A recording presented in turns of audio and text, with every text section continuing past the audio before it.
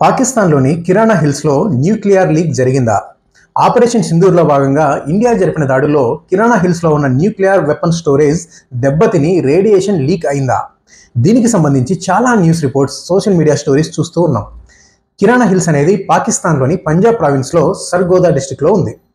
ఇక్కడ పాకిస్తాన్కి సంబంధించిన టాక్టికల్ న్యూక్లియర్ హెడ్స్ స్టోర్ చేయబడి ఉంటాయి. 1980-90స్లో పాకిస్తాన్ న్యూక్లియర్ టెస్ట్లు కూడా ఇక్కడే కండక్ట్ చేసింది. ఈ కిరాణా హిల్స్లో వెపన్ గ్రేడ్ ప్లూటోనియంతో రన్ అయ్యే హెవీ వాటర్ రియాక్టర్స్ కూడా కొన్ని ఉన్నాయని చెప్పి రిపోర్ట్స్ చెప్తున్నాయి. అయితే ఆపరేషన్ సింధూర్లో ఇండియా కిరాణా హిల్స్ని టార్గెట్ చేసిందని, ఇండియన్ మిసైల్స్ న్యూక్లియర్ వెపన్ స్టోరేజ్ని తాకాయి అని ఇంటర్నేషనల్ మీడియా చెప్తుంది. దీనికి బలం చేకూరేలా అమెరికాకు చెందిన B-350 అనే ఎయిర్ క్రాఫ్ట్ పాకిస్తాన్కి వచ్చి కిరాణా హిల్స్ని విజిట్ చేసినట్టు కూడా ప్రూఫ్స్ చూపిస్తున్నారు. B-350 ఎయిర్ క్రాఫ్ట్ అటామిక్ రేడియేషన్ని అంచనా వేయగలిగే సాంకేతికత ఉన్న ఎయిర్ క్రాఫ్ట్.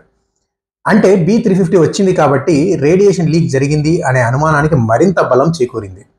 అంతేకాదు, ఈజిప్ట్ నుంచి బోరాన్ రిజర్వ్స్ కూడా ఒక ఎయిర్ క్రాఫ్ట్ తీసుకొచ్చినట్టు చెప్తున్నారు. బోరాన్ అనేది అటామిక్ రేడియేషన్ని తగ్గిస్తుంది. సో ఈ కారణాల వల్లనే USA ఇంటర్వ్యూన్ అయ్యి ఇండియా పాకిస్తాన్ మధ్య సీజ్ ఫైర్ జరిగేలా ప్రెజర్ చేసింది అనేది కొంతమంది వాదన.